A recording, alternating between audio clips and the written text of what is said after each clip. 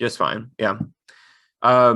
Okay. For everyone who is still here, congratulations, because you've actually made it through the most difficult part of learning R, really what you could consider to be the sort of activation energy required to actually get into R and to use it in a practical setting. And now your reward is getting to work with the Tidyverse, which is the library, multiple libraries actually in R that allow you to easily manipulate data, create beautiful visualizations, and actually have fun doing data science and bioinformatics, and just generally have fun with R in a way that you really can't do up until this point.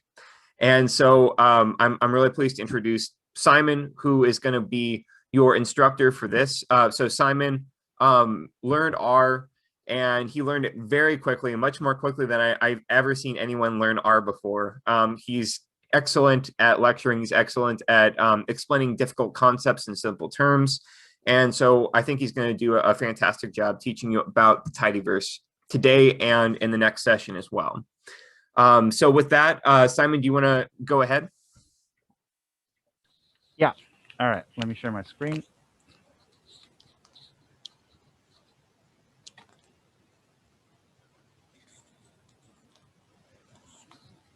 All right, cool. Let me just open chat so I can see if someone asks a question.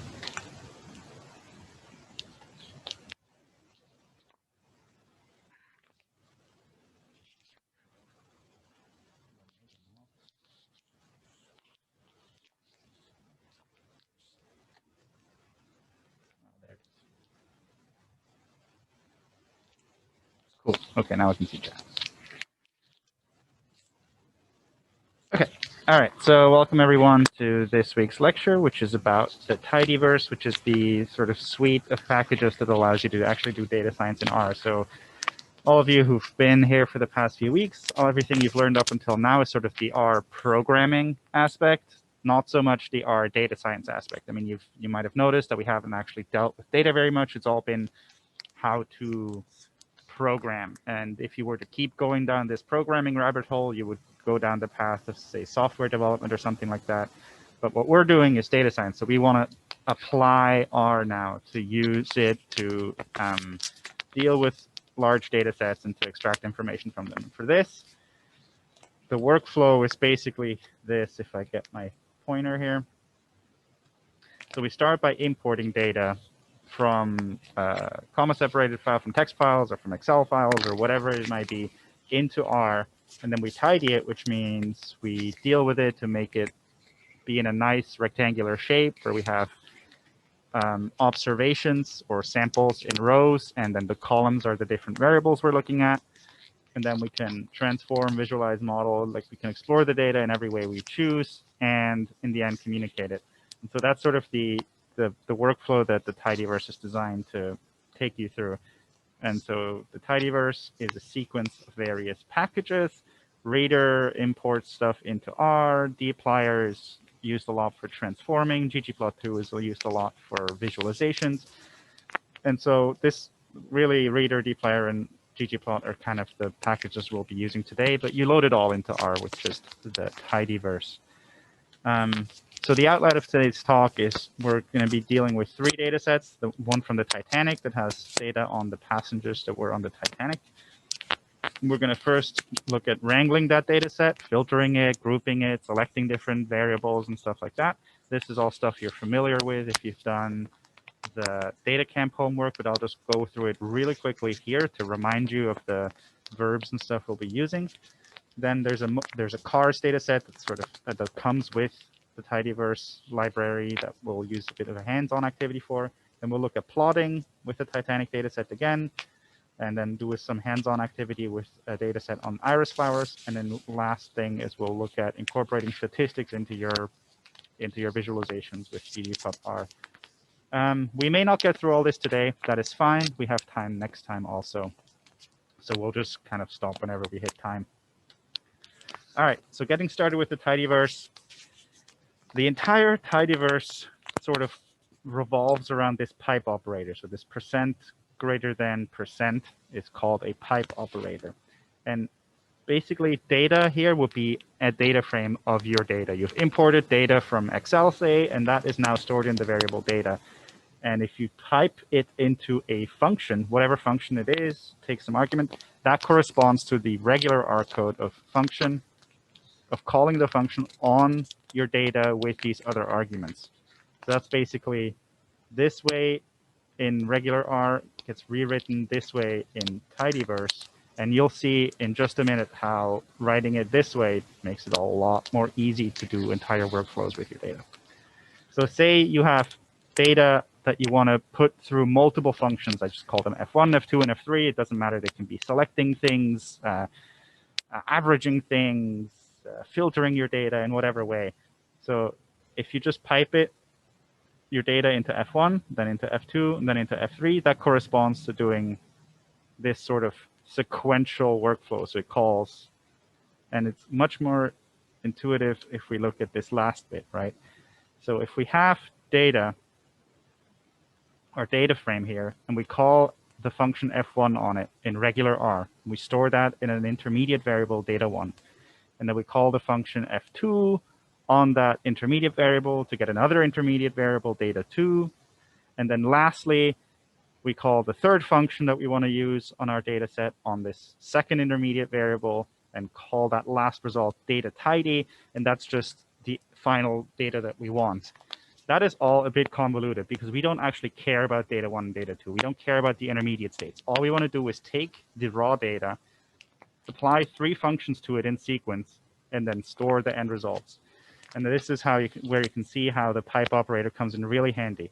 We just create a variable data tidy and assign to it the result from this pipeline. So we take data, pipe it into F1, F2, F3, and then assign that to the tidy data. So that is why the pipe operator is really handy for doing very intuitive workflow type operations on data sets. Does anybody have a question here? Feel free to unmute or put it in chat. I'll give you a second. All right, cool. I just wanted to say, Simon, really quick. I think there's some popping sounds in your audio. Maybe because I think you're holding your mic, right? Yeah. It might go away if you don't hold it, because I think it might be from touching. Yeah. Is that going to be too soft though, you think? Can you still hear me? Yeah, I can hear you. I can hear you. Is anybody else? Is everyone able to hear Simon? Testing, testing, blah, blah, blah.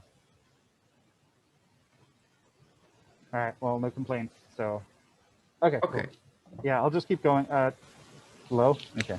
How about this if I don't touch the actual mic, but just hold it this way? Actually, yeah, I think that might be perfect. Sweet. Okay, cool. All right, let's keep going like that. I also tend to, yes, correct, Mustafa, the percent greater than percent is the pipe operator.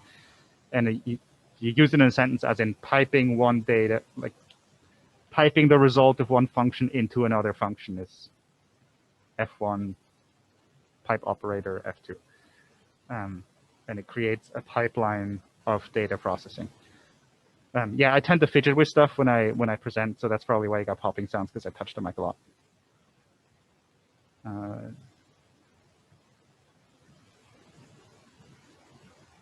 So when you do install packages, it'll be installed forever, but you will have to load the library into each script separately. I'll show you in the script in a minute. Okay, so this is the Titanic dataset that we'll be dealing with today. It comes from GitHub, and it's just basically a passenger manifest, right? So you have Mr. Owen Harris Brown. He was a third-class passenger. He sadly did not survive. He went down with a ship. He was male, age 22. He had 1 sibling aboard. This was his ticket number and so forth. So we just have various information about all the passengers that were on the Titanic.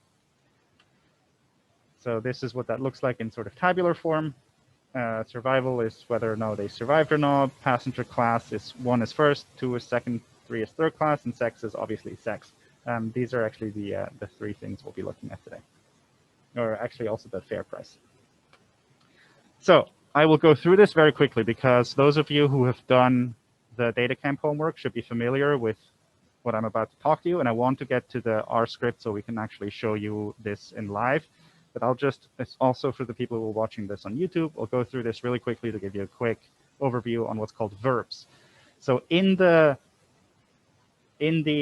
language of the Tidyverse, the functions that you call in a workflow between the pipe operators, they're called verbs, as in verbs in a sentence.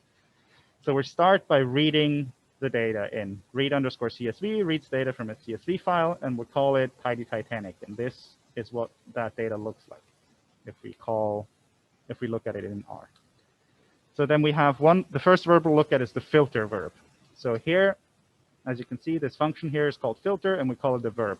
Here, what we're doing is we're filtering out only those rows where the age column is greater than 12. That's what that looks like now. See, everyone here in the age column is now above 12. And it's important to note that filter applies to filtering out rows. So you will select certain rows, not certain columns. If you want to select certain columns, you use the select verb. Here we say, in addition to filtering it to the ages over 12, we want to select only the columns survived and sex. That's what that looks like. Survived, 0s and 1s. Sex, characters, male and female. So you'll note how the concepts from basic R are coming in now. Like, oh, so this is a character, right? So these are strings. All this stuff is stuff you now keep in mind while it's applied and you're not coding your own sort of functions anymore. You still need to bear in mind the concepts from basic R that you learned, because it's important to know what your data is. Otherwise, you can make nonsensical operations with it. Next, we have the group by verb. When we do that, the table looks the same, but we're now internally, behind the scenes, grouping it by sex and then survived. So hierarchically, first by sex, then by whether or not they survived. So when we do things like averaging things, it'll do it within group automatically. That's where that verb comes in handy. One of those aggregation verbs is the summarize verb. Summarize is spelled both the British and the American way, so S or Z here doesn't matter. R will work with both. And when we say summarize, we say we want to create a new column in the data that summarizes the data from before with a certain function. That could be the mean or the median. Here, it's the n function, which is simply just counting entries. So when we do that, you see, because we've grouped it first, it now does it within groups of sex, female and male, and whether or not they survive. So we now have four combinations of the two sexes and the two survival values. And all it does, num sex survive here, this new column, it counts up the number of values. So that is the summarize verb. What if we want not number of people who survived, but the percentage of people who survived? For this, we'll use this little formula here. The percentage of something is simply the number of something divided by the total number times 100, right? Basic percentage math. And that is the mutate verb. The mutate verb creates a new column in the data based on existing columns. So if you want to do some math on an existing column or multiple existing columns and store the information that you get from that math in a new column, that is what the mutate verb does.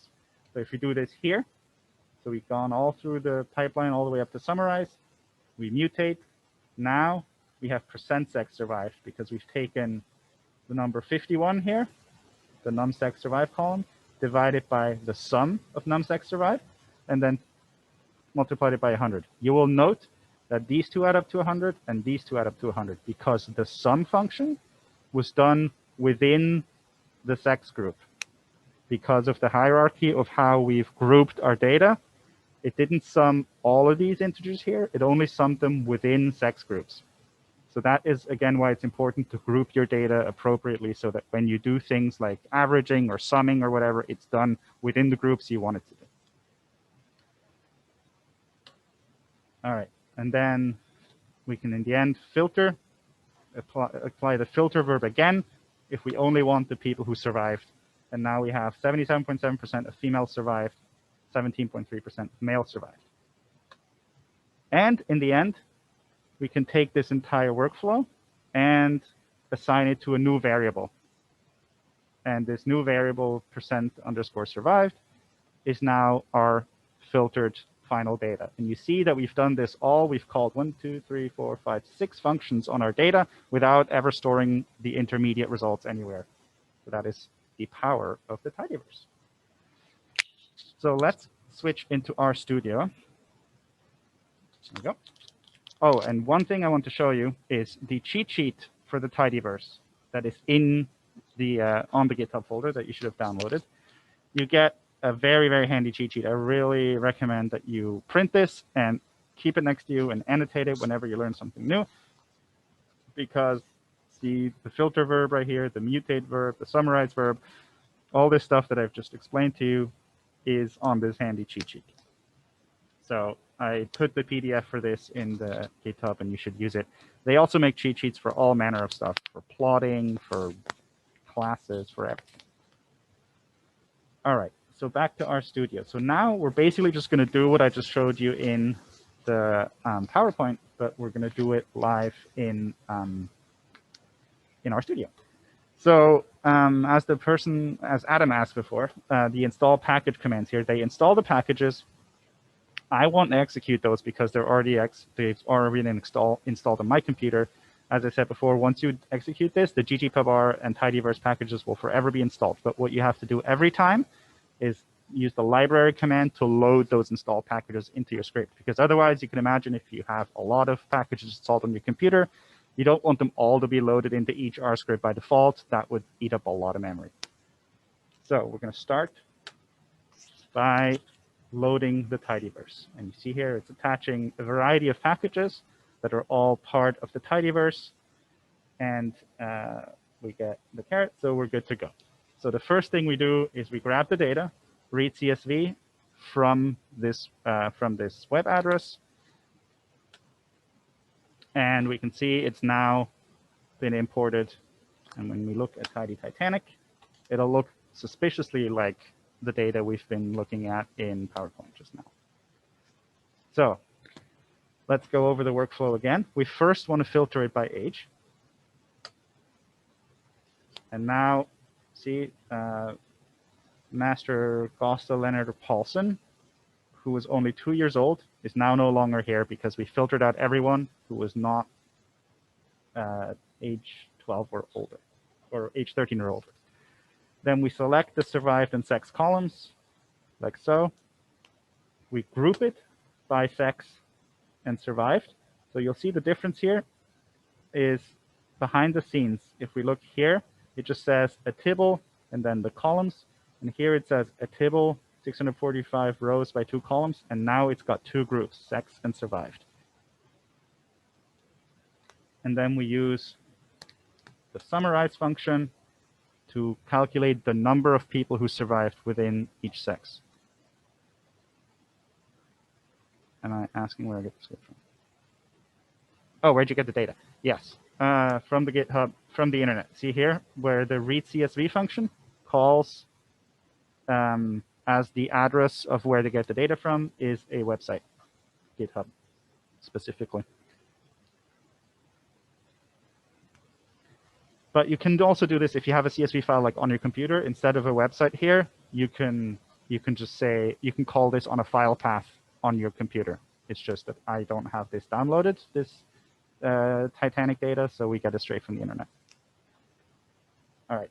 An alternative to using the summarize with the end function is to use the tally function, which does exactly that. As you can see, it counts things. A review on what sums do. So a sum, the function sum sums the entries in a vector. And when we divide each entry, each thing in a vector, see the sum is 14. Now, if we divide each entry by the sum, we get proportions, and times 100 is percentages. So that is what we're going to do with the mutate verb, just like in the PowerPoint presentation before, to create the % sex survived column, and then we filter it by survive only. And we assign this entire workflow to a new variable called dct_survived. You can see it is now up here. If we click on it, we can look at our data right here. So this is now our cleaned, filtered, and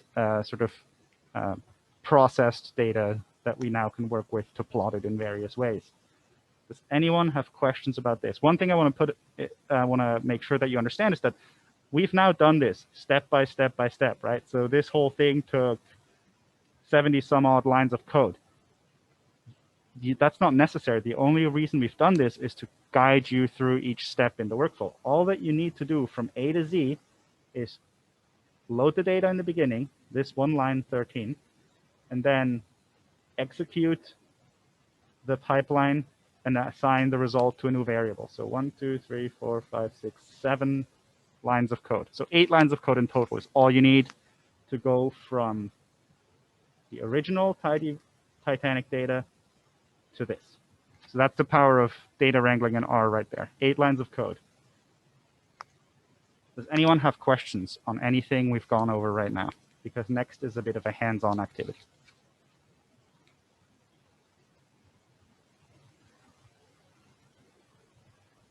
What's the error? I think Henry is probably going to be able to help you out with that in chat with installation errors. Just, yeah, copy in what the error is that you're getting. Does anyone have questions about the concepts we've gone over so far?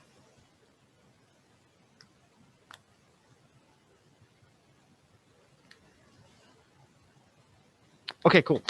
So next, we're going to do a hands-on activity that I'll let you guys do. So if you look, when you do the library tidyverse command, it comes with a few sample data sets. One of them is the empty cars data set. So if we hit view empty cars, it's just a data set of various cars, empty stands for motor, so motor cars, and a few properties of these cars, their mileage, how many cylinders they have, the displacement of the motor, how many horses, and so on and so forth. So we're just going to have you practice some of the basic verbs that we've used up until now in this little hands-on activity, and then we'll go over the results in a minute. So I'll give you 5 to 10 minutes to do these up to line 110. So do these little hands-on assignments. They should all be using verbs that we've been using up until now.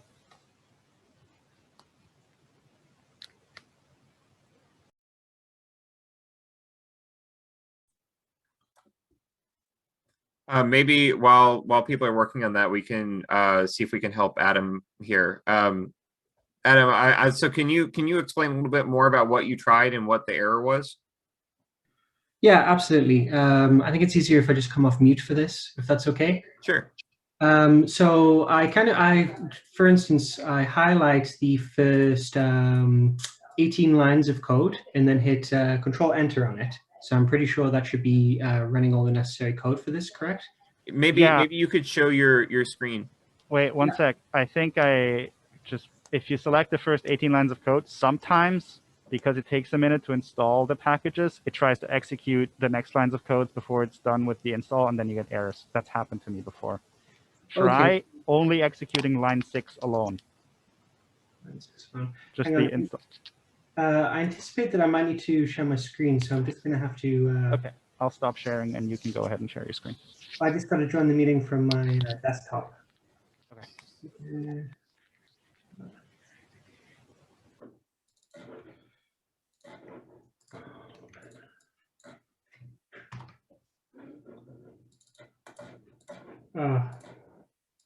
For everyone else, once you're done with the hands-on activity, if you could just put a little done in chat, just so I get a handle on when people start to be done, and just so I don't have you guys waiting for nothing or cut you off too soon.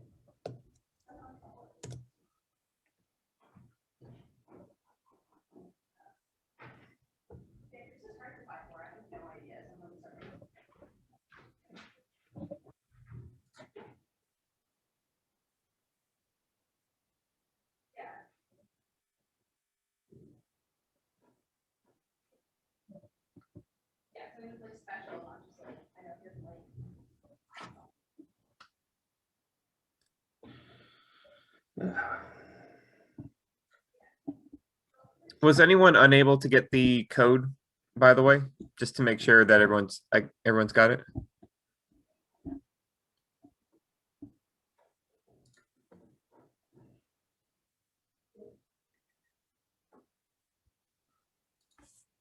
Um,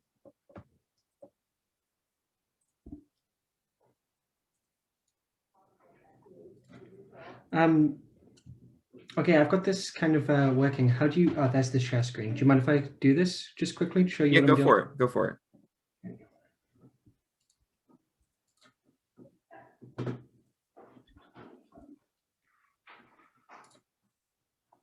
Okay, so this is what I'm pulling, and then I can highlight that, and when I hit Control or Enter,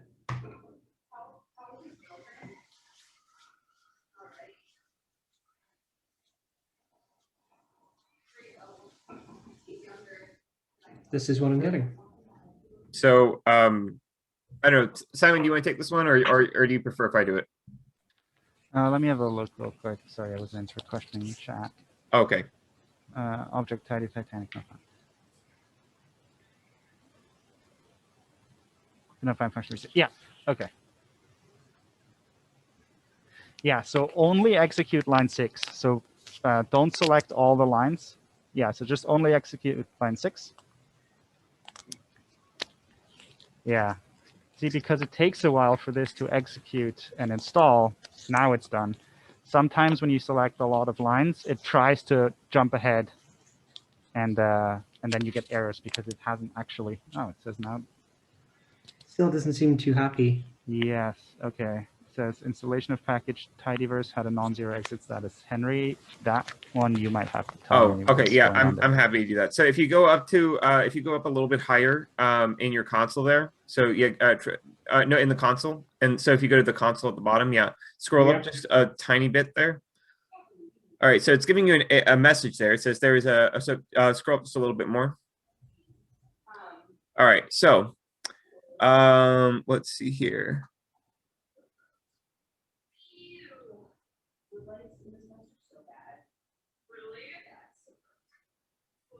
So, okay, I've got a couple questions for you. The first is, what version of R are you using?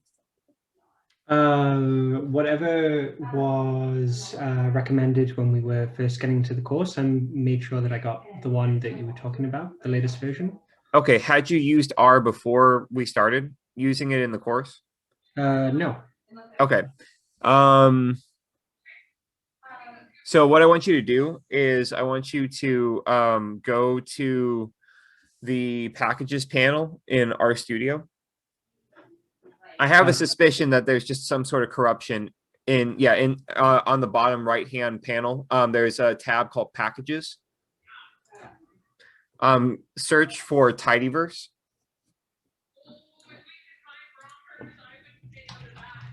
Okay, so now I want to go.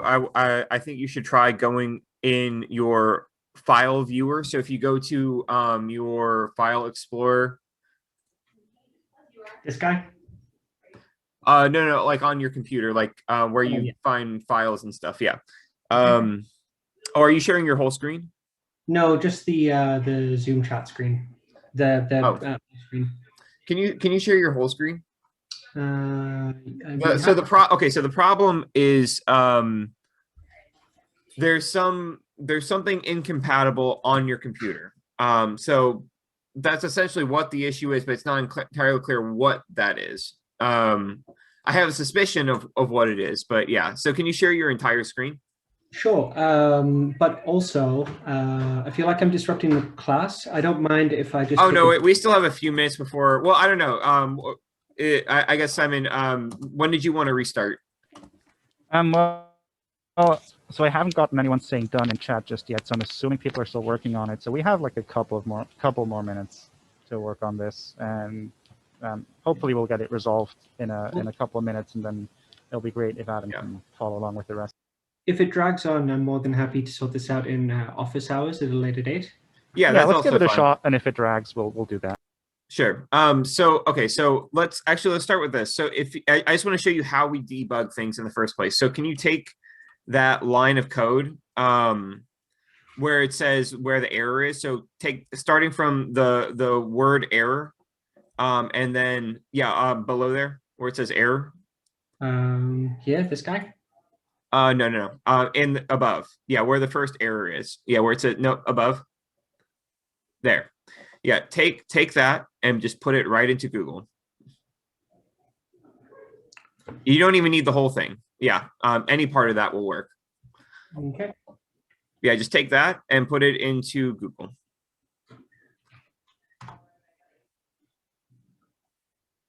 All right, let's see what we get here.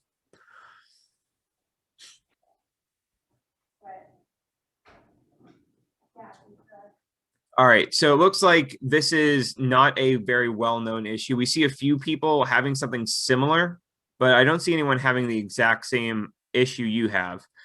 I think there's two things happening here then. One of them is probably an issue with your UTF-8 package, and then the other might be some issue with Tidyverse itself. But I suspect if you solve the issue with the UTF-8 package, it'll all be fine.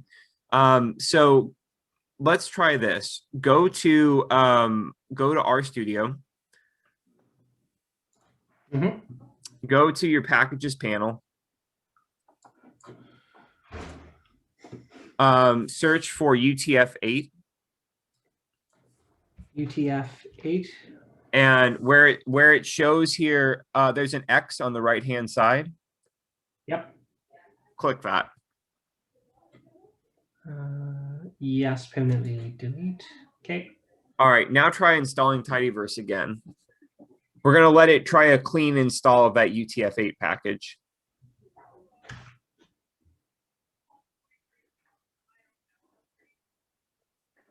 All right. Okay, now it says there's no package called UTF-8. So yeah, now try install the packages UTF-8. Just the hang on. Oh, I just realized something else as well, but yeah, I'll get to that in a second. Because you're doing this all from inside of OneDrive. That is another reason that this could happen. All right.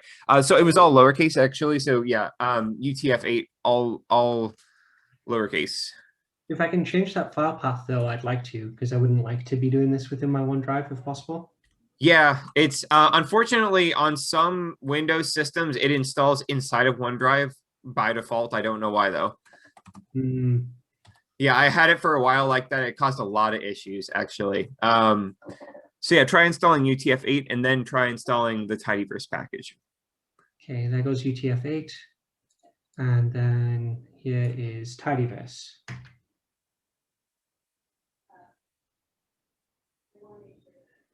Well, appears to be happier this time at least. Okay. Okay, that looks like it's working. Yeah. I feel like I can get inside the head of the people who bug test R, and I kind of have an idea of where they sometimes don't think to test. This is one of those things that is often an issue with R packages. So what I'm guessing happened is that somehow OneDrive decided that it didn't want to store UTF-8 on your computer locally anymore, because maybe it was trying to optimize space and therefore it got rid of it. And then now when you tried to install Tidyverse, it got confused because UTF-8 is supposed to be there, but it's not. And doing what you did probably fixed that in a roundabout way. Hard to say for sure though, but at least it looks like it's fixed now. Great. Thank you so much for taking the time to walk me through that. Yeah, no problem. It's really helpful actually, because a lot of the people who watch this later and even people who are on the call now might have the exact same problem you had. So it's actually really good to show how you would, solve something like that, or at least how you would think through it, Mm-hmm. Okay, I'll stop sharing my screen.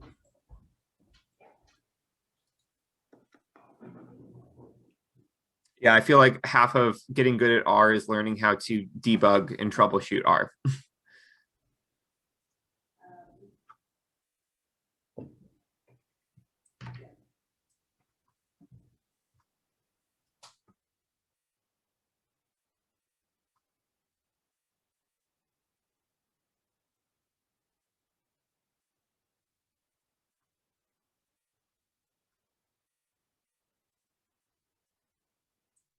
Okay, I'll unmute myself because it's easier to answer questions that way. So Mustafa, yeah, I mean, I just typed it out, but basically, if you recall here we go. This is where we use the summarize verb to create a new column of data. See? From where within the groups we created a new column of showing data. something or? Oh, I'm sorry. Yes, I need to reshare. There we go.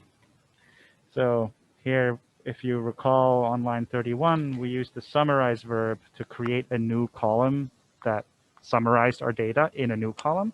And here we use the end function to summarize it, just counting entries. Now in the hands-on, it wants you to use, instead of summarizing the number of entries, it wants you to use, as a summary metric, you use the median. So you just replace the end function here with the median function. Oh, okay. Gotcha. Yeah, Thanks. no worries.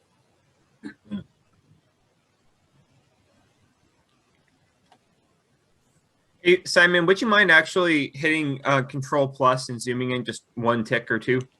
Yep. Thanks. Yeah, that's a lot better. Sweet.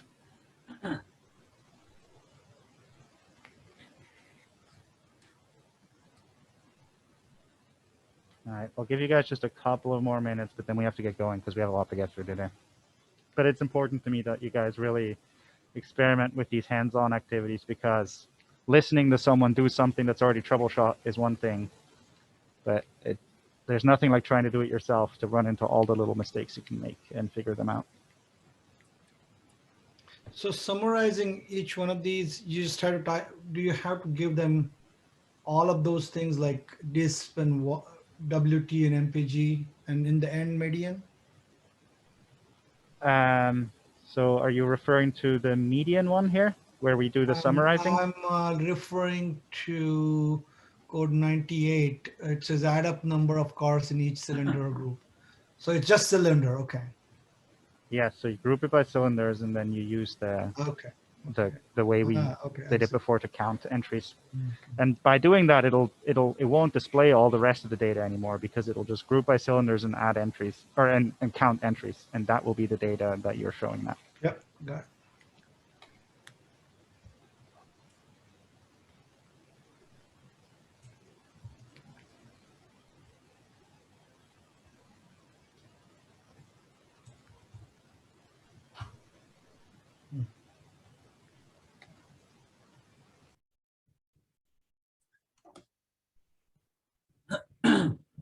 I wanted to show just one more time how you get the data from, or the I'm sorry, the script from GitHub.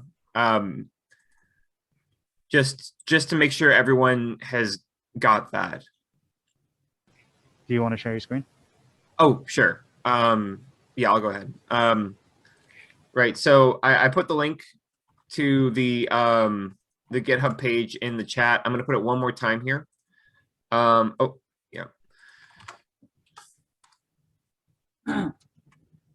Okay.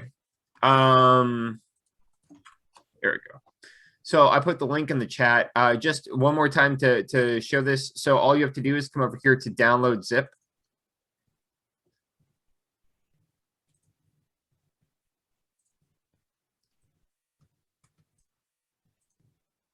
And extract it.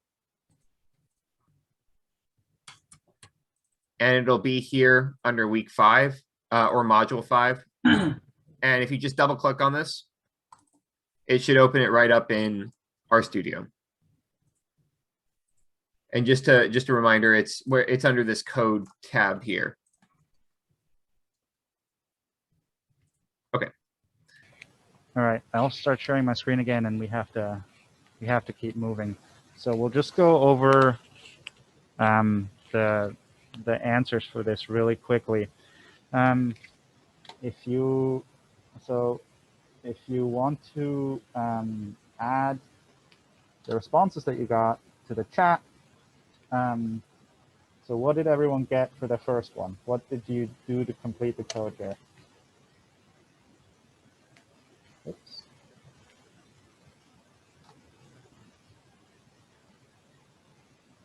Yep, that is correct. So if you just do filter and execute that, it'll look like this. And then the next one. Let's keep going. The next one where we select, yep, someone's already put it in there. Correct, select, like that. Would you guys like me to type it out to show you, or do you not care? I think it would be good for the video later because no right. one's going to be able to see the chat. Yeah. Fair enough. All right. So the next one, we're selecting disk, weight, and MPG. That's what that looks like. We're selecting only the 3 columns of data that we care about. The next one is we group it by number of cylinders, and someone put that in. That is grouped by cylinder. Oops. There we go. And as you can see, now it says group cylinder. There's 3 groups. I think it's 4, 6, and 8. Next, we do adding it up. So someone says they did not get to summarize. So that's this one, right? So it says in each cylinder group. So we have to start by grouping them again. Group by cylinder. And then next, we use the summarize word. Verb. And what we do is we create a new column that is using simply the n function. That would work. Yes. What we can also do, instead of using summarize with n, because summarize with n is something that people want to do a lot, counting entries, there's the tally verb that does the exact same thing. See? Both will work. But since we learned the summarize way,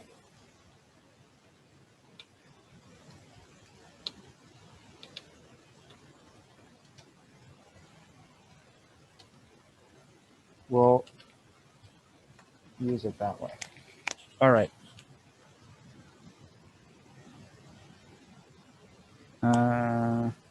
Yeah, I suppose you could do some too, because it would do it within. Well, let's try. Group it by. Oh. Will not work. All right. So.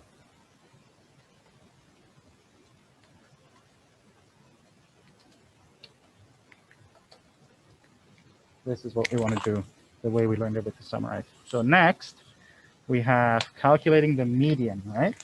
So again, we want to do it within cylinder groups. So whenever you want to do something within a group, you want to first group by. And then next, we want to summarize. And we want to have a new column that is the median weight. And what we're going to use for that is the median of the weight column. Does that make sense? The function that we use to create our new column that summarizes stuff within our cylinder groups is median of the weight column. Yeah, that looks like this. All right. Next, we create a new column which contains the ratio of horsepower to mileage and only keep the cars with weight greater than 3. So now we have a multi-step. So first, we only want to keep the cars with weight greater than 3. So that's the first thing. And after that, we want to create a new column. Not summarize within a group, just create a new column for each car. So that's the mutate verb. And what we want to be in that column is the horsepower to miles per gallon ratio. And the way we calculate that is horsepower divided by MPG. So now you see, in addition to all the other data, we now have this horsepower to MPG ratio column. That is the ratio of horsepower. What is that? 110 divided by 21. It's a little over 5. And then lastly, we want to group the cars by gear. So let's do that.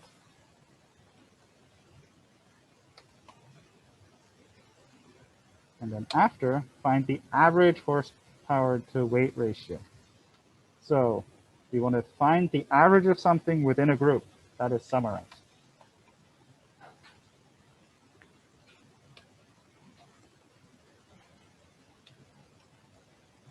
So this is what we're going to call our new column. And what it is the average. So that's the mean function of HP divided by weight. So now it summarizes within gears, 3, 4, and 5 gear cars, the average horsepower to miles per gallon ratio within that group. Does that make sense to everyone? Does anyone have a question about this before we move on to plotting stuff? I understand that this is going fast. The data camp is doing a really good job of explaining this. You can go through the YouTube video of this and stop it. Oh yeah, average horsepower to weight ratio.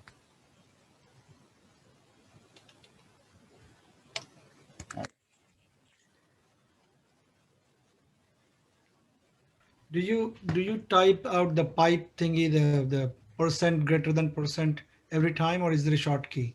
I type it out. I don't know if there's a Okay. hotkey. Is there? I know there's one for the assignment. That's what I'm missing error. every time somehow. Yeah. No, there's not a hotkey. You're just gonna have to get muscle memory for that.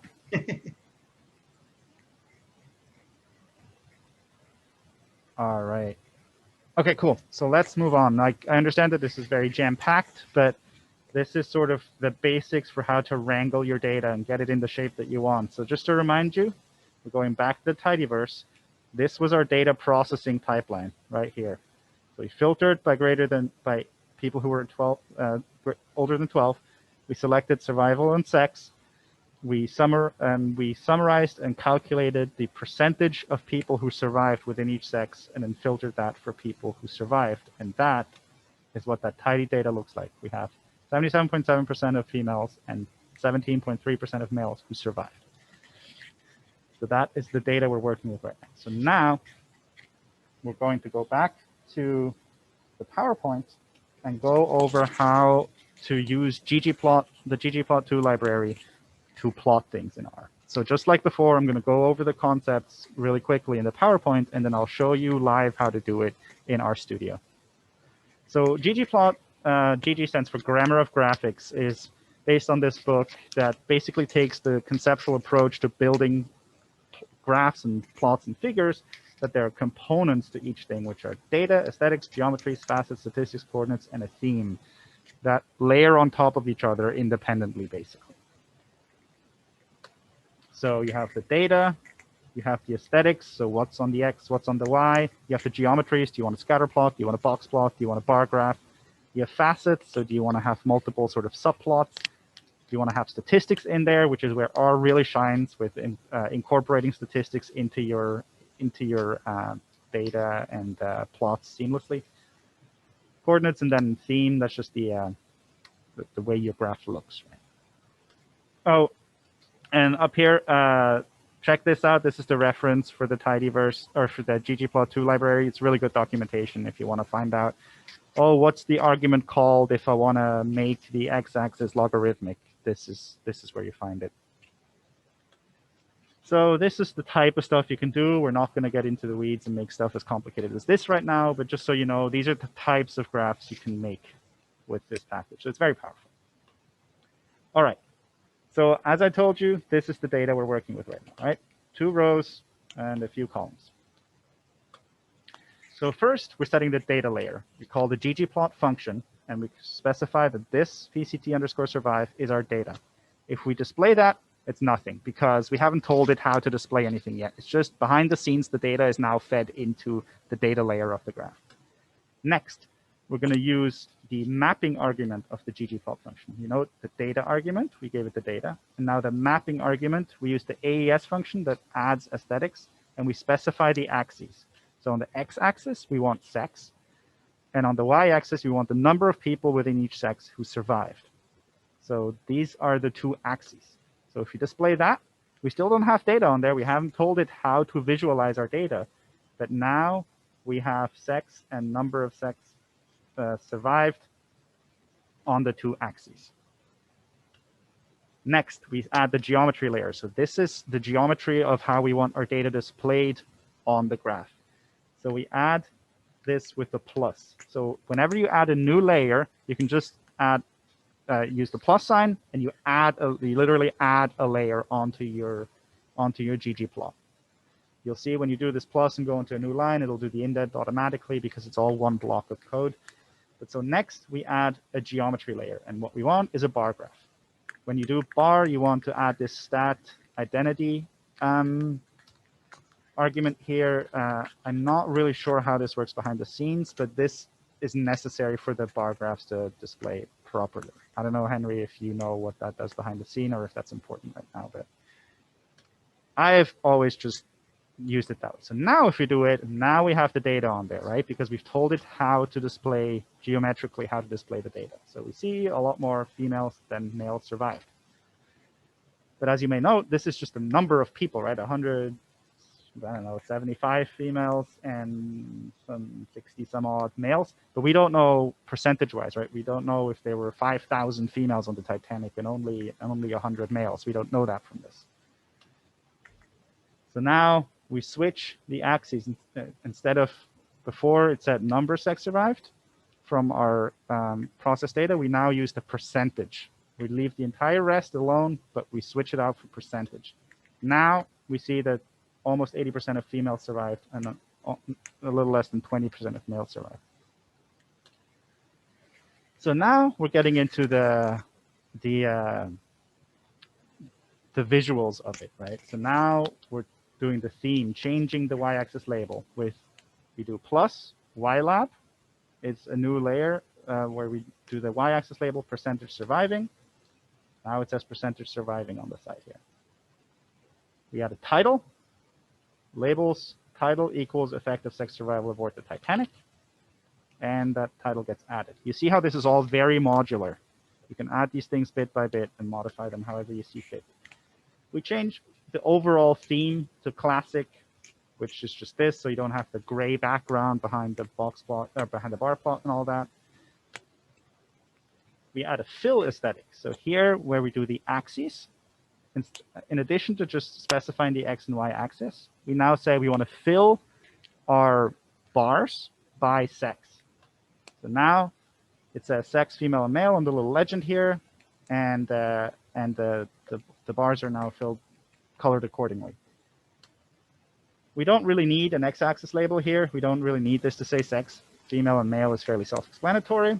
So we set the xlab label to null, which is nothing, and it's gone. We remove the legend because we don't really need a legend for the colors. This is just for aesthetics. We can already see that this is female and this is male. We adjust the scale for the y-axis so that it goes to 100 because it's a percentage. We make the x-axis discrete because before it might have thought that it was a continuous sort of axis, but now it's discrete. And finally, we set the font size so that it's better readable. And in the end, this is the entire thing that we've done. This plot right here, we've created with these lines of code. And you can see how it's very modular, and you add each new element with just a plus on top of this. And you can continue this indefinitely until it looks the way you want it to. And then in the end, we assign the whole thing to a variable called myFigure that looks like this. And we can save this variable with the function ggsave. So plot equals myFigure. We give it a file name. If you want, you can specify dimensions for your figure. If you don't specify anything, it'll just take what it is within R. And that is it. You save this graph that you created to a file. So this is what it looks like, right?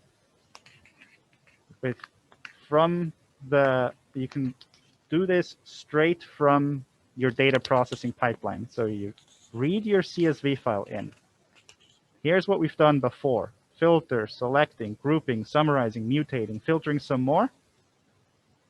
And then we pipe this processed data directly into the ggplot function with the aesthetics, sex on the x-axis, percentage survived on the y-axis. We color the bars by sex. We add the bar graph geometry layer. We change the labels of the y-axis and the title, and we set the theme, and so on and so forth, all the way to the end where we hit GG save. And this whole thing, you can see how this can get really powerful, because everything we've done right now is just this entire block of code does everything we've talked about today. All right, so let's switch over to RStudio again and do this live. Does anyone have a question about the concepts we've gone over just now and how? Can you go back the GG save part? I didn't see that. Yeah. No, Yes, it's right here. Okay. So what we did before is we saved the entire ggplot thing to a variable and then called ggsave and passed it that variable as an argument. You can do it this way, but you can also do it right at the end with just a plus and just give it the file name. You can do this as the last step in the ggplot sort of thing. Okay. So there are multiple ways of getting to the same result. You can have intermediate variables if you so choose, but you can pipe everything directly into one another this way. Where is it saving it? Because it did work, but I don't know where to find it. So it saves it in whatever your working directory is in RStudio. Oh, okay. All right. Yeah. You can select specify a different file path here if you so choose, but by default it just goes into your working directory. All right, so let's do this all in RStudio. So as a reminder, this is our % survive data. So we do ggplot, and it's just in there behind the scenes, but it doesn't look like anything yet. Now we add the axis aesthetics. Now we get male, female, and the number of people who survived on the y-axis, but no geometry yet. We add a geometry layer. Now we get the bar graph. We want to go from number of people who survived. Yes, correct. We can save it as different file formats. And so we want to go on the y-axis, instead of the number of people who survived, we want to go from the % people who survived. So you see how here, in our % survived data, we have the num-sex survived column and the % sex survived column. So we just change our y-axis here from num-sex to % sex. And it'll look like this. Now it's %. We add a y-axis label, that's % of surviving. We add a title, says effective sex on survival aboard the Titanic. We change the theme. The code here is the same code as we had before in the PowerPoint presentation. Stop me at any point if you have questions. So we change the theme. So if you look, this is the standard theme, and then this is the classic theme. So you don't have this grid in the back, and the axes are now solid lines. I'll show you in a minute where it saves. Now we color it. We remove this x-axis label right here. We remove the legend over here because we don't need it. We change the y-axis to go from 0 to 100 because that's the range that percentages operate on. 100. And capitalize the labels and increase the font size. I don't actually have it saved yet. So where it'll save. Yeah, so right now I'm sitting in this temporary folder. So whatever it displays here, what your working directory is. Henry, correct me if I'm wrong, but I'm pretty sure that's right. Yeah, that's where I found it, right. Yeah, so that's where it will save anything you save. Unless you specify something else, it'll. Yeah, how do you do that? So let's find out. Let's ask the almighty Google.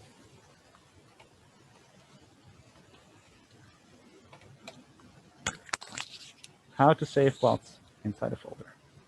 Let's see what Stack Overflow has to say. GG safe. Yeah, so this person is where we are right now, right? They have this, and they would like to store it in a folder. So you select the path variable. Okay, I see. Path, you can give it a path toward a folder. I'm pretty sure this has to be already an existing folder, otherwise it'll probably throw you an error. I don't know if it'll create folders on its own. I haven't actually played with that very much. I will take a look later. Don't worry about it. You can go ahead. But this is how, whenever we have questions about, oh, how do I specify something with this function? Just the almighty Google is where you find all the answers. Perfect. Thanks.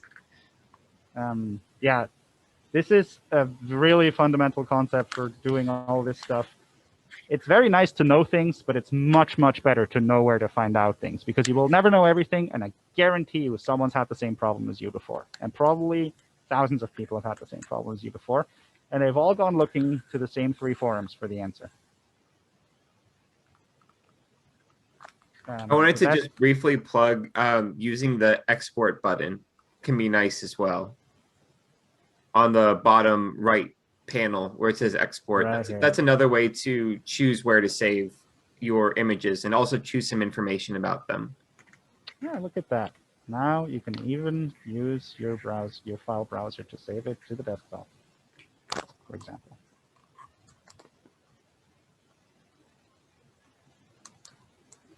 Yeah, so setwd you can do in the console right here. And you can set your working directory to something of your choosing, and then it'll save things here. So you would say setwd to wherever you want, some file path, right?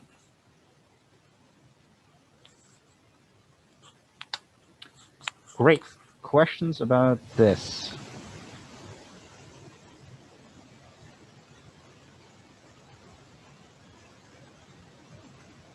Cool.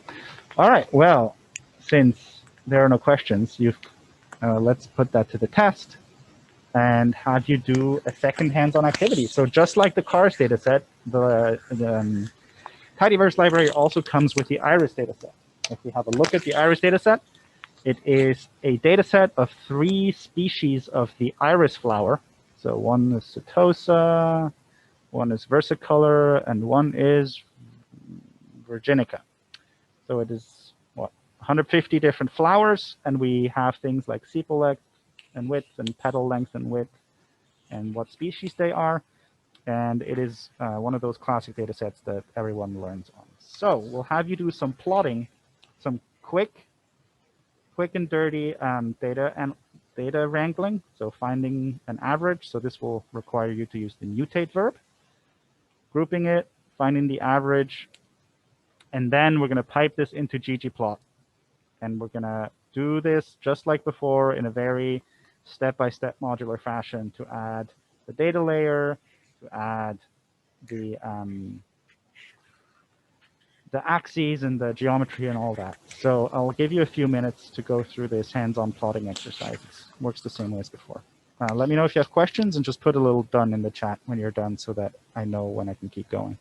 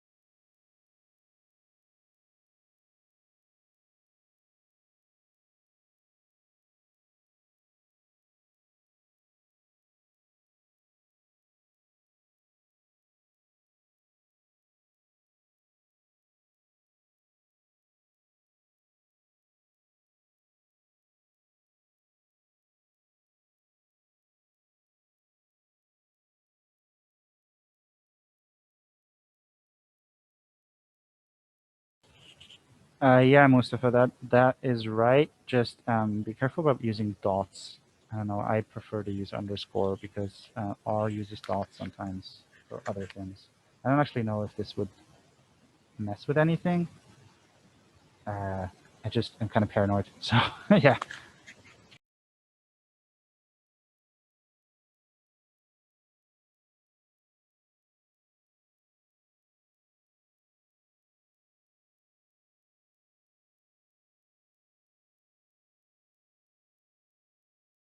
And so then from there, Mustafa, you would, for the next task, you would use the pipe again and pipe it into ggplot. And then from then on, remember that when you add layers to a ggplot, it is now the plus sign, no longer the pipe sign. That is something that I forgot to mention. If you look here, it is now pluses, right? No longer pipes.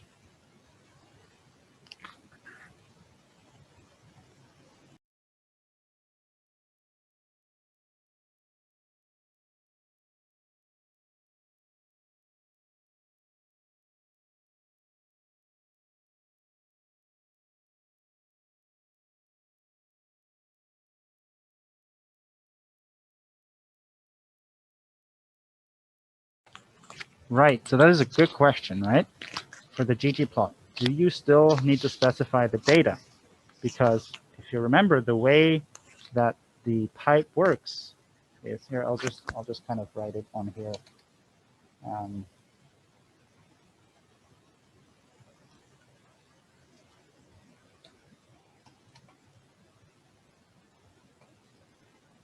That is the same as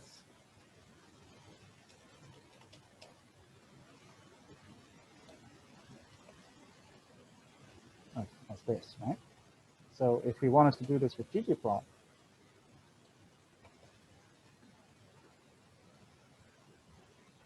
would be the same as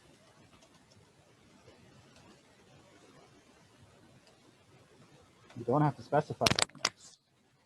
See how comment this out.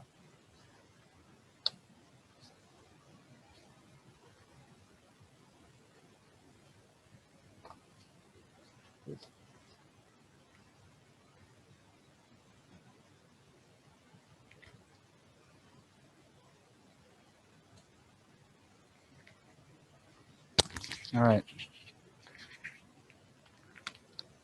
So see how this works? If you have some function with data, the pipe takes care of that for you. Pipes it in as the first argument. So if you want to do ggplot data, you can just pipe data in the ggplot, and ggplot will know that the first argument is what you piped into it. Got you. Okay. So that's kind of the power of it, right? That's why you can go all the way from, if you go here, the all together now slide, you can go all the way from your data processing pipeline here, pipe it straight in the ggplot, and just keep going, and it'll know that it needs to use this process data that you've been working with right now.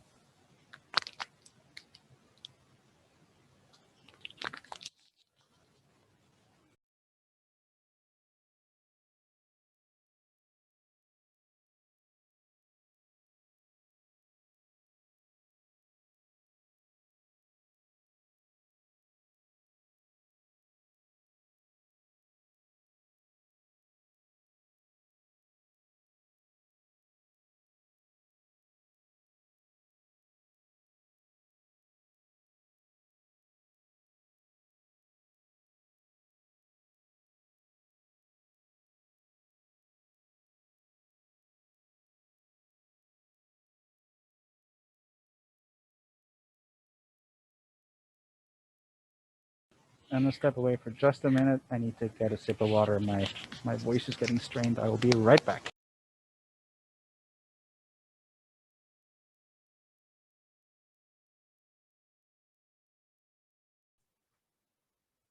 Hey, Diane, can you put the full text of the code you ran? I'm gonna retype that. Must have done something wrong there. Hold on 1 second.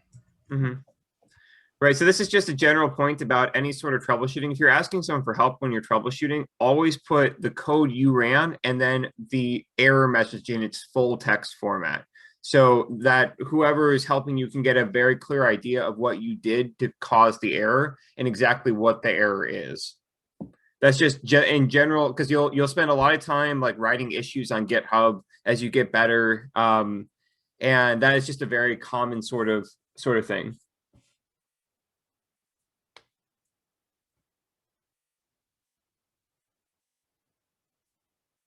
I cannot recommend writing R interactively on a cluster, just as a general rule of thumb, Lorena. Really, I really can't recommend against that enough.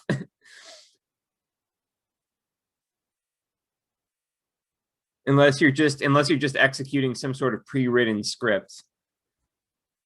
Yeah, and that's also not really a good way to. Yeah, so typically when you're on a cluster and you've got like head nodes, you would typically run RStudio server on a head node, which is what I do with like my server. So that would be my recommendation personally to you, because there's no, you can get RStudio even if you're on like a cluster. And that's typically a better way. You can also actually, if you've got RStudio, you can actually submit jobs to a cluster from within RStudio from your computer. But that's a little bit more of an advanced technique there.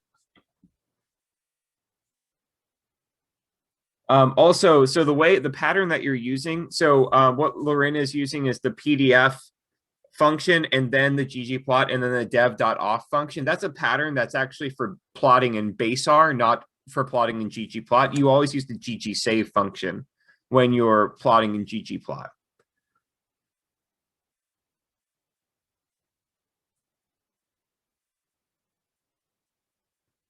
I can't promise that it won't work, but it's not what it's designed for. So I would suspect you're going to run into situations where it really won't work right.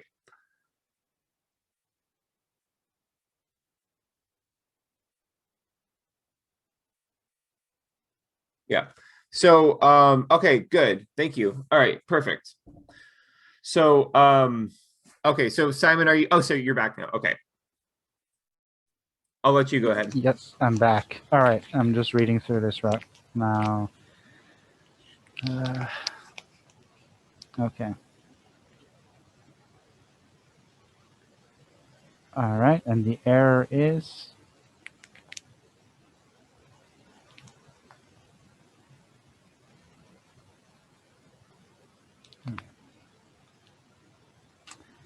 okay.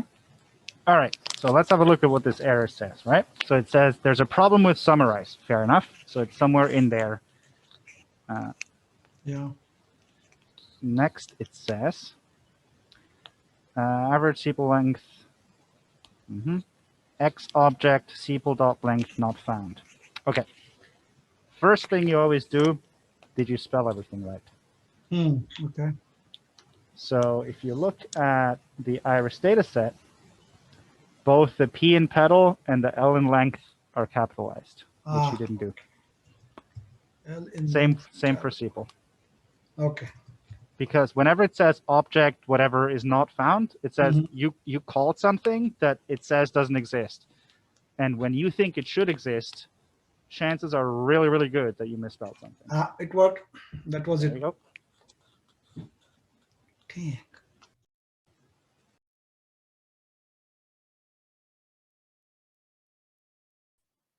Did you still get an error? No, I got it. It worked. Oh, it did? Okay, good. Good. So now I have to pipe this in ggplot too, right? Correct. Okay. So I'll let you guys, so we're supposed to finish at 6:30, but we started a bit late. So I'll give you guys a few more minutes until like 6:30, and then we'll just go over the solutions together for like 10 more minutes. I hope that's okay. And then we'll do the last part that deals with statistics. We'll do that next week or 2 weeks from now.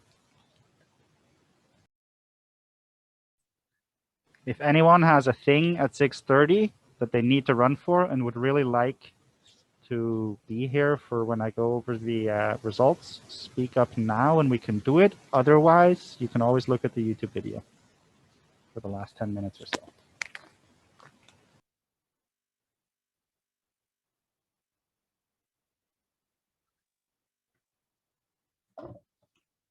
Simon, do you mind if I show really quick how you use RStudio on a cluster? Sure. Because I think this is cool, and I don't think I've ever shown anyone this before. Yeah, or, for I sure. mean, It's good that it'll be on the YouTube video then. So yeah, go ahead. yeah. So the program you use is called RStudio Server. Okay, so if you just search here RStudio Server, it's a free product, and they do have a professional version, which is very, very nice, and it's for like large enterprises. You don't need it unless your school wants to spring for it, in which case go for it. But typically you'll get the free version. So I run the Ubuntu version of this, and so you follow the instructions here for how to set it up. It's actually not too hard to set up. Once you install it, it'll actually run by default correctly. Although on my server, I have it behind a proxy, so I'm actually running it a little bit in a little bit more of a configuration that might be challenging for people who aren't familiar with how to run Linux servers. But if you don't want to do that, you don't have to. Okay, so now I'm going to go to my server, and I've got the actually I've got RStudio in the /RStudio URL. So that's where my RStudio server is running. And so when you first try to access it, you'll be greeted with this sign in. So I have login credentials. So everyone who can access my server can also access this. It's the same username and password they would use to log onto my server. And you can say stay signed in when the browser closes.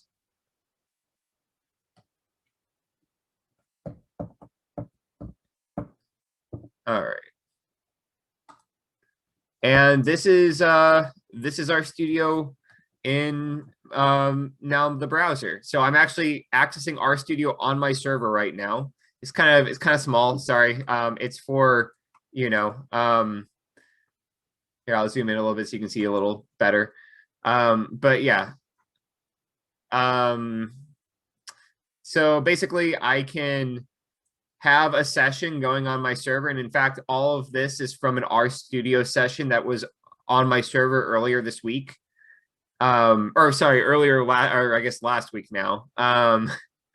And so when I log back in, all of my environmental variables are still here. All my scripts are still here. It's really nice. And I can just kind of pick up where I left off before. So closing your browser does nothing to this. It's all still going to be right where you left it. So it's a pretty nice way to, I don't know why it's giving me this. It's like trying to say that I've got like cookies or something. It's just a really nice way to use RStudio on a cluster, except you don't have to do like Vim or some command line, text editor. You can actually use the fun, user-friendly IDE that you are used to, which I hope everyone is using RStudio, because I personally think it's the best thing about R. And if RStudio didn't exist, I would never use this language. All right. Does anybody have any questions about that? I'm just curious if anyone's heard of that before, or if anyone's interested in this.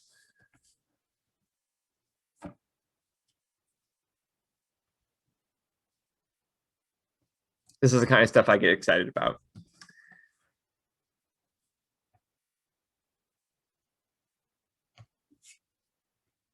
Fun fact, you can do the same thing with Jupyter Notebook.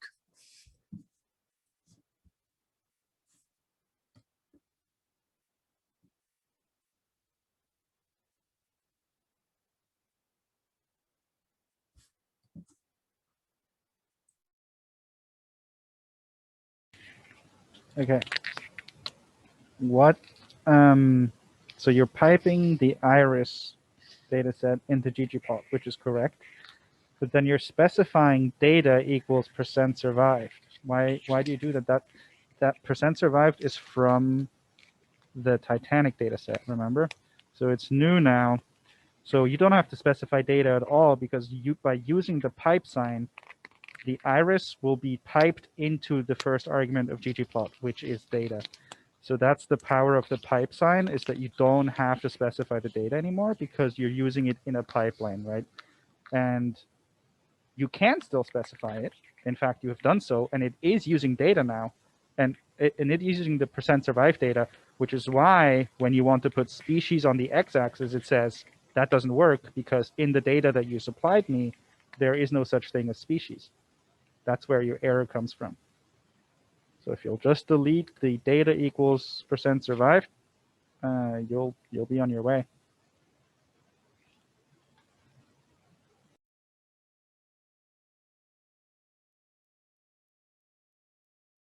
All right, but it is now 6:30, and so in the interest of time and being mindful of everyone who has families and/or dinner plans, I'm gonna get going and share my screen again, and we'll just go through the results here, and you can look at them on the YouTube video once it's uploaded, and go as slowly as you need to.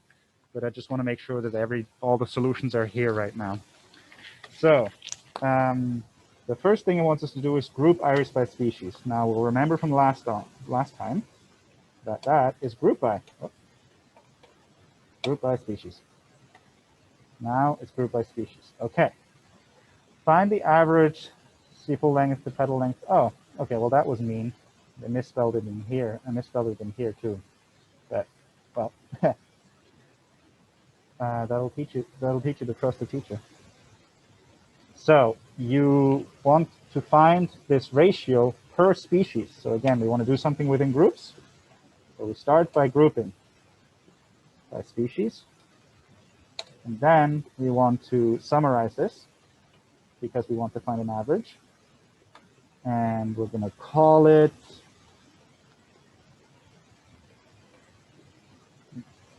this. And it will be the mean of the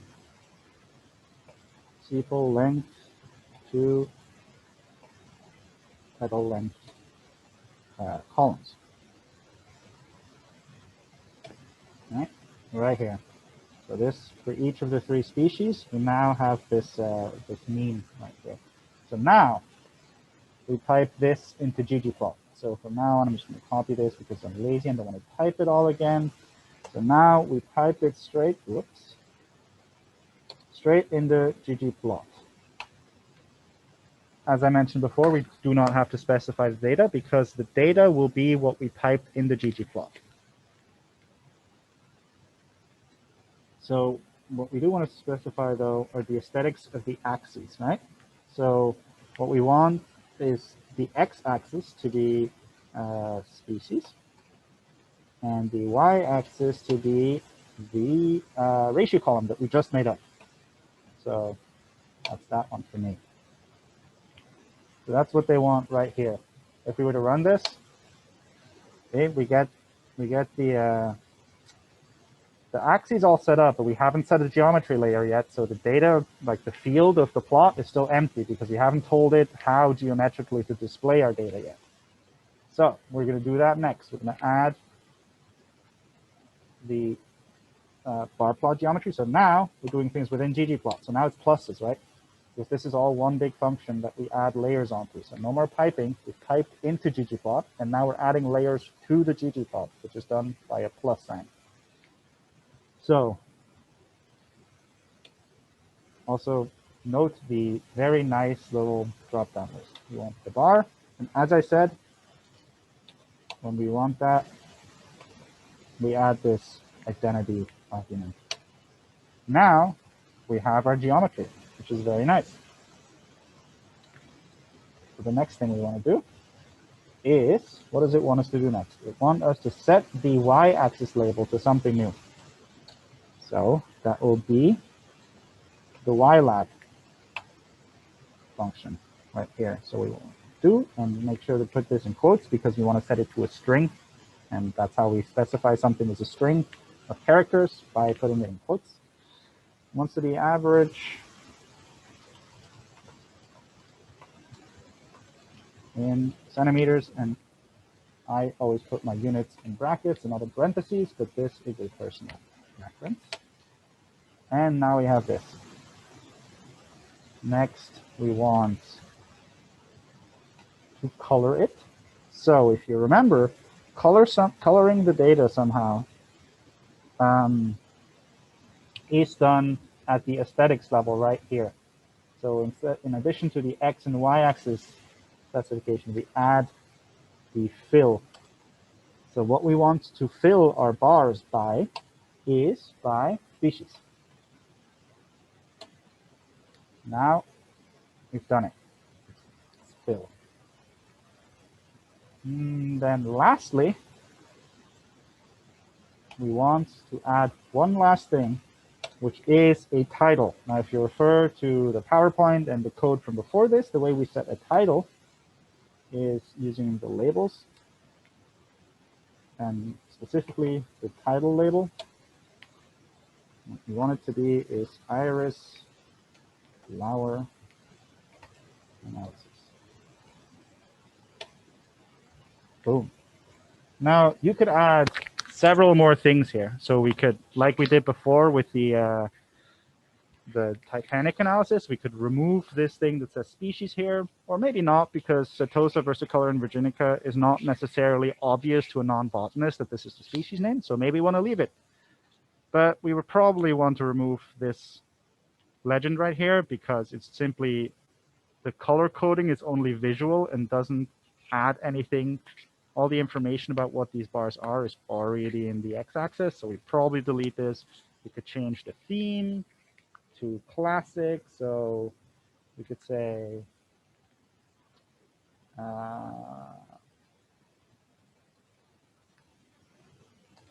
if we wanted to add this,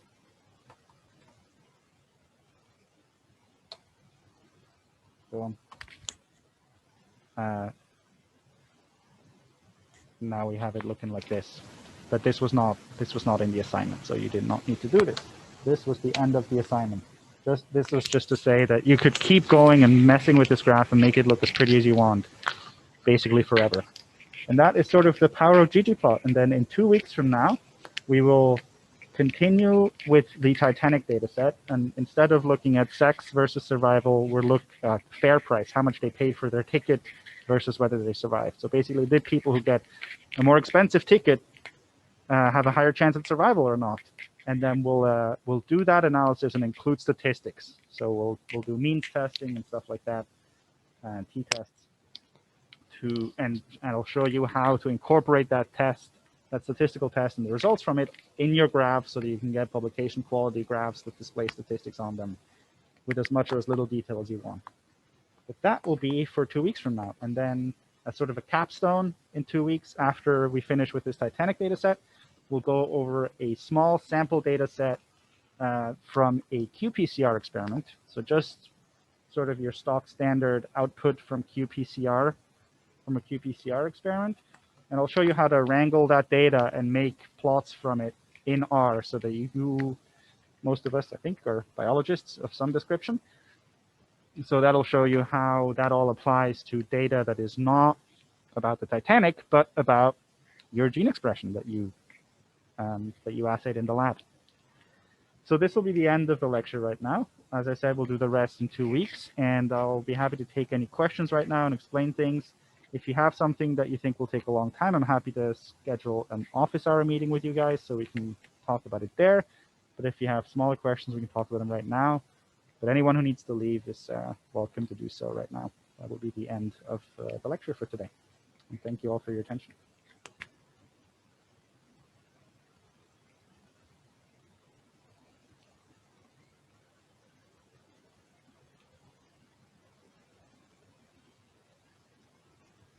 Hey, Simon, when Yes. I run the summarize code, I'm only getting like this, just only a, I'll show you. See, this is the code I ran, and then I'm getting this only one thing. And you got like at least 3 of the, all 3 species. So something's not right in that code, I think. You do not need to put species in quotes, and species is capitalized. In group, you mean? Group Yep. by? Ah. Doesn't need to be in quotes, and species is also capitalized.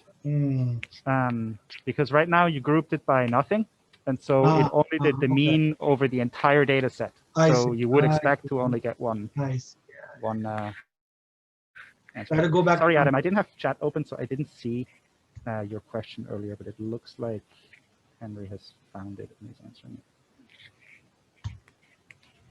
Come on.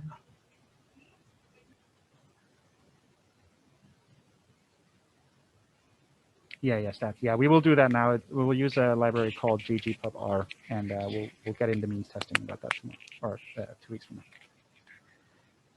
All right. Did that cover your question, Udayan? About Yeah, now it's working. Now it's Great. working. Great. I just want to point out that as far as the spelling mistakes go, you should be auto-completing as much as possible because that will actually save you a lot of hassle with trying to remember how to spell things. So Right. if you're hitting tab, you should see the list of possibilities coming up. Okay. Yeah, see Oh, like, there you go. just Okay. like that. Just like that. Yeah. Okay.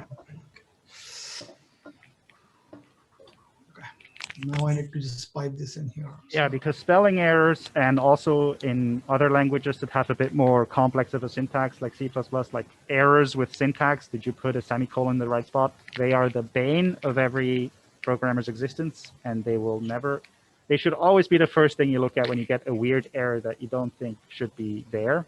Did you misspell something? Because it happens so much, and it'll save you so much headache by just checking your spelling before you go down the Google rabbit hole. So in the ggplot, do I need a data thing? Because I think it's asking me that now. So if you look right here, where you pipe it in the ggplot, you don't need to specify data because you're piping it into ggplot. So automatically, what the pipe does is supply the stuff that came out of the previous step of the pipe right here. Whatever the state of your data is at this point will get put into ggplot as the first argument, which is data. Okay. Okay, I see.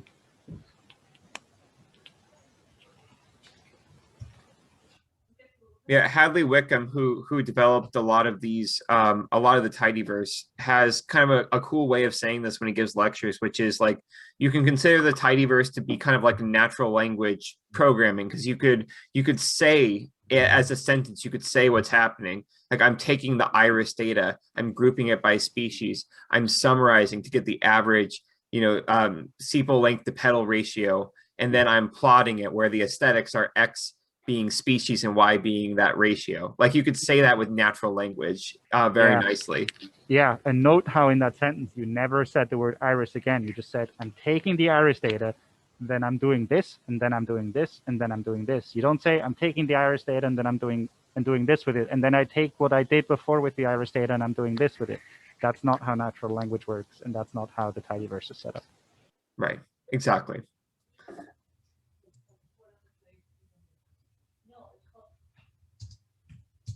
Okay, cool.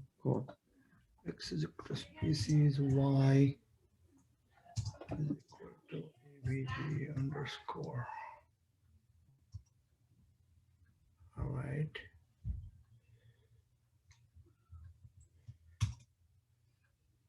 I got it.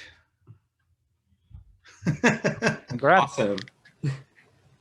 Well, sense of achievement at the end of this is always what we're going for. For somebody like me who is a middle-aged person, this is very cool. Yeah, I always like Tidyverse. I feel like it's kind of the reward for how hard you have to work to get through the programming part of R. Yeah, that Tidyverse is what I miss in Python. Like the pipe operator is just an ingenious idea. Yeah.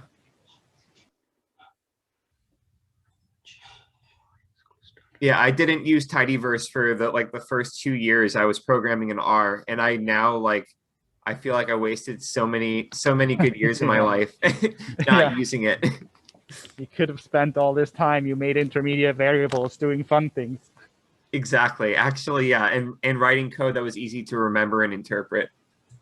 Okay. 260 to 266, right here. Did you have a question about that assignment? Maybe it would be helpful to put it into the chat. Or not. It's also fine if not.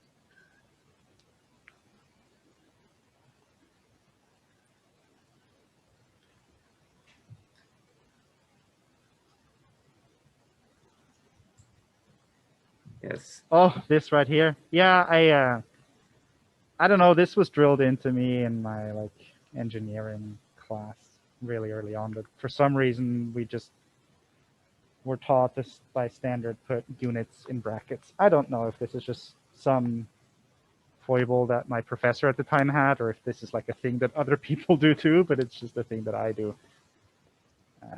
Yeah, that's really beside our.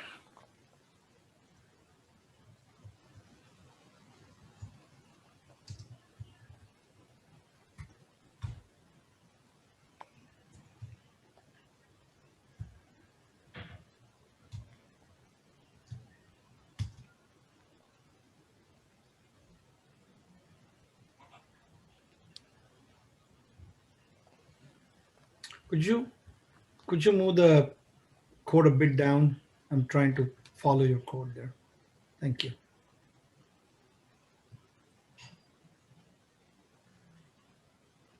I'll also put, I think it's a good idea, Henry, if I put the filled out version of this script on the GitHub.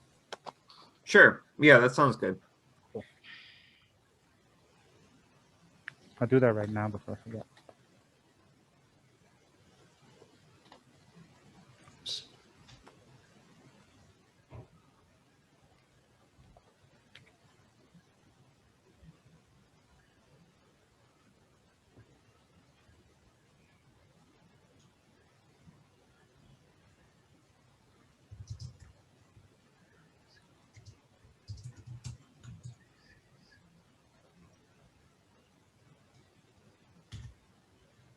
Yes.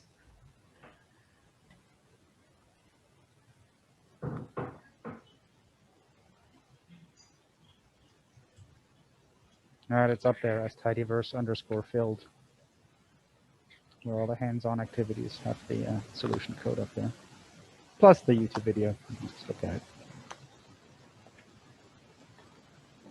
It might also be nice to show the practice problems. Yes, yes. So the practice problems, you can, no, you can. They're kind of like the hands-on problems. They're a little bit more involved. So you can definitely do the first part here. So it'll deal with the iris data set, and it's some data wrangling and then some plotting. You can keep going. This is all stuff we went over today. And then here, the challenge problems, these ones, so they get progressively harder.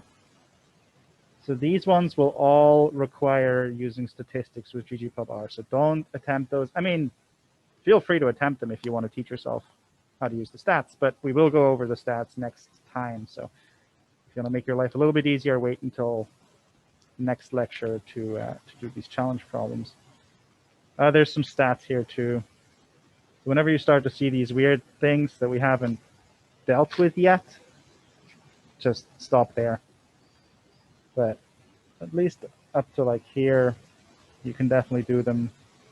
And then at the end of next week's lecture, if we have time, we'll go through it. Otherwise, I'll just upload the solutions to GitHub. And yeah.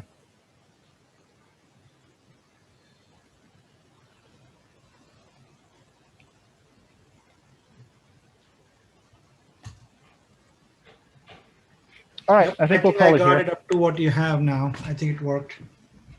Great. This is fun.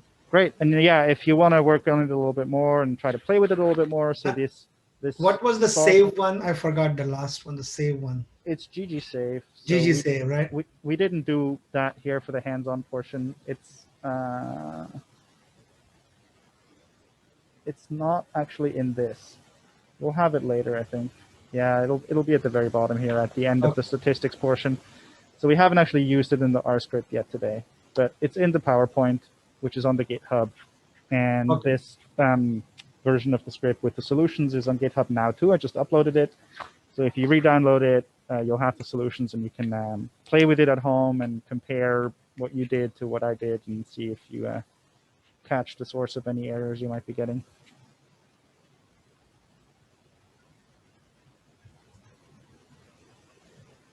All right, I think we'll call it here, though. Thank you. Wish everyone a nice couple of weeks. Henry, do you have a minute to talk after this? Yeah, sure, absolutely. Great. Thank you all.